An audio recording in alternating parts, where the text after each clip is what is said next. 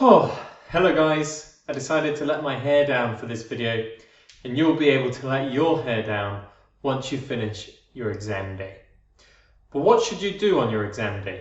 That's the big question, and I, Cambridge Rory, or Cambridge English Teacher Rory from studentlanguages.com, am here to help you answer that question.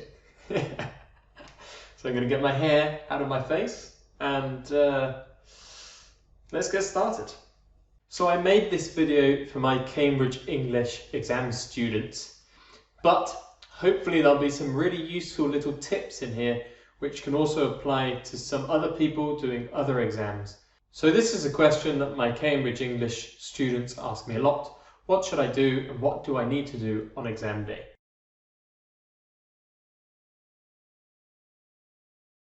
I want to quickly tell you what you should do before exam day in order to set yourself up for success.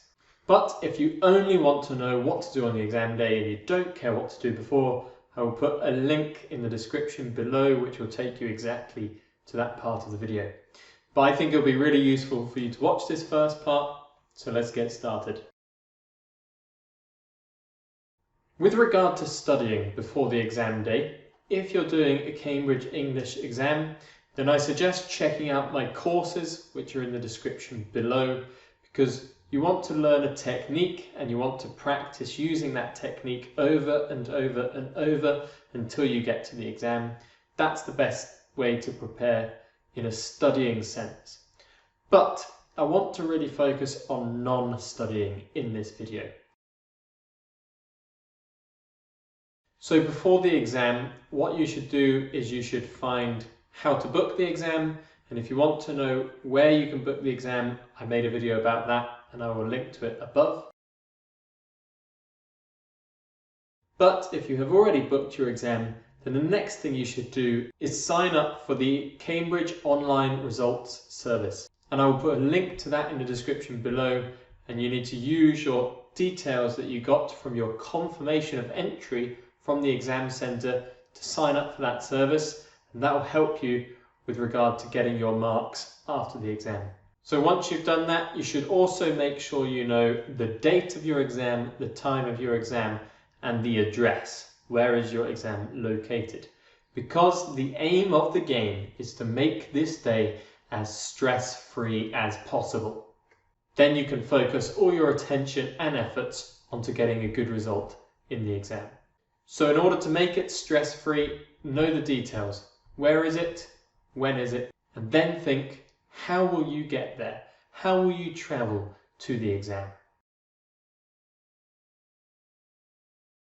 Some exams start very early in the morning, so do you want to stay somewhere close to the exam the night before? That's one thing to think about. If not, how will you get there? Will you drive in a car?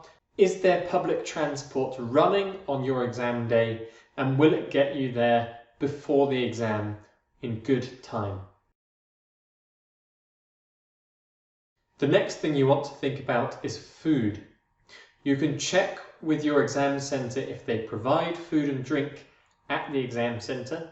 If not, then you might want to prepare your own food beforehand to bring with you, depending on whether food makes you feel sleepy. Ooh, sometimes if I eat a lot, I get pretty sleepy. So have a think about that and think whether it does that to you or whether it gives you energy. Remember, the exam day can be quite long, so you might want to have some type of food to eat during the day. Whether the exam centre provides you with drink and food or not, I would still advise you to bring your own plastic see-through bottle of water. You can take that with you in the exam, and you can even take that with you in the exam room. Food you cannot take into the exam room. You will have to leave that in your bag outside the exam room, but you can bring a plastic bottle of water into the exam room with you. So I advise having a clear plastic bottle of water to take.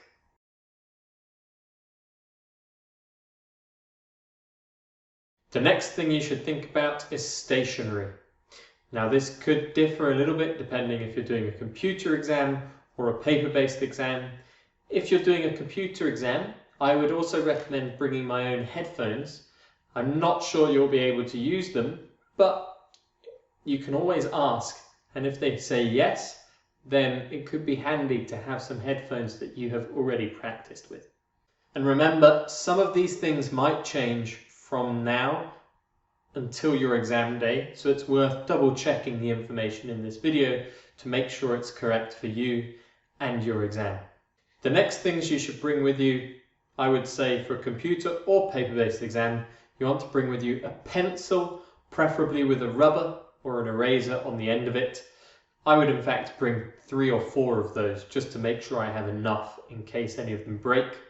And you should also bring a pen if you're used to writing with a pen, because you can write in the writing exam paper with a pen. So that could be really useful as well. The next thing you want to think about is your electronic items.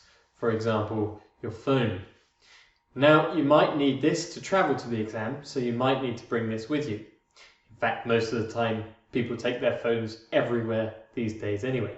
You want to check to see whether your exam centre has told you that they accept electronic items being brought with you to the day, but you should also be aware that they will not let you take electronic items into the test room, and also you will not be able to access these electronic devices in the breaks on your exam day.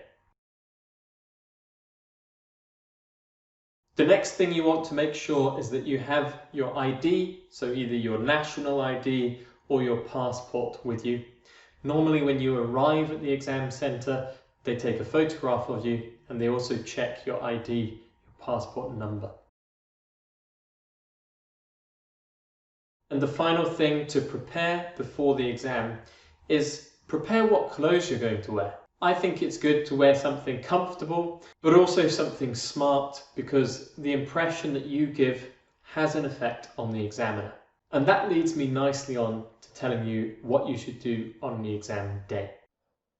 Before I continue with this video, I just want to quickly ask you to give it a big like if you're enjoying it, and don't forget to subscribe to my YouTube channel.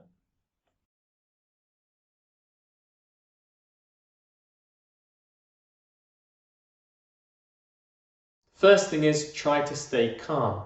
Now, if you've watched this video so far, then you have prepared yourself in a really good way before the exam, and this will really help you to stay calm on the exam day. But what I also advise you to do is to smile, act jolly, act happy, and act confident. But don't go over the top. Don't become arrogant. Be confident, not arrogant. There is an expression that people like to use in English, which is fake it till you make it. Pretend you're good at English, then hey, people will believe that you're good at English. When you arrive at your address, which you will have looked up before the exam day, when you get to your location and your address, the exam room should be signposted. If it's not, then I advise asking at the reception. Remember, you will probably be asked to then drop your bag somewhere, but keep your stationery with you. So keep your pencil, your rubber and your pen, and your clear plastic bottle of water, and your ID. Then I think it's really important to try and focus once you get into the exam. And a good way to do that is by following the example of many successful sports players, for example, and other successful people. And what they often do is they get into a very small routine to get them focused. So I advise coming up with a 5 or 10 second routine once you sit down in the exam to make sure you're focused on the exam. That could be something very simple, like counting to yourself. I sit down, 1, 2, 3, 4, 1, 2, 3, 4, 1, 2, 3, 4. Okay, and I'm in, and I'm focused. So maybe coming up with a small little routine or some type of very quick meditation to get you focused, I think can really help you concentrate. Then, hopefully once you're concentrating, you'll be able to listen to the instructions that the examiner tells you. If you've worked with sample papers before the exam, which I recommend in my courses, you will have already seen the instructions that the examiners give, but it's really good to listen to them anyway to make sure and to see if there's any small changes in what they say. Hopefully there won't be.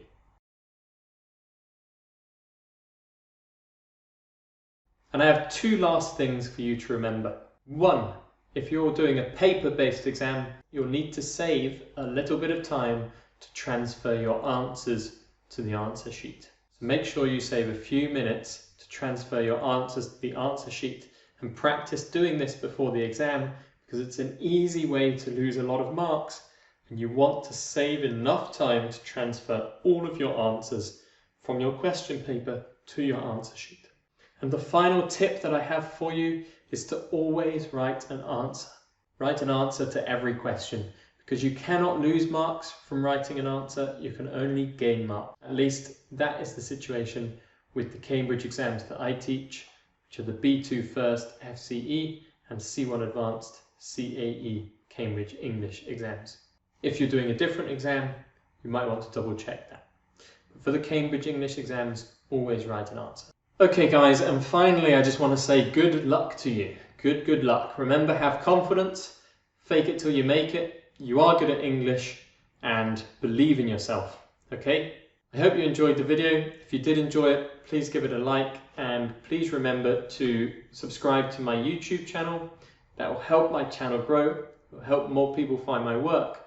And if you press the bell icon, then you can be notified on your phone. You can feel me buzzing in your pocket, or via email every time I make a new video, which could be really useful for you, especially if you're preparing for an exam. That's all from me for now. If you have any comments, feel free to write a comment below. I will also put some really useful links in the description below to some other advice that Cambridge English offer for the exam day, and a couple of links to my website where there are some frequently asked questions that students have. But for now, goodbye and good luck. I've been Cambridge English teacher Rory, or Cambridge Rory, from studentlanguages.com. Adios amigos. Ciao ragazzi. Bye bye. Au revoir mes amis. Ciao ciao.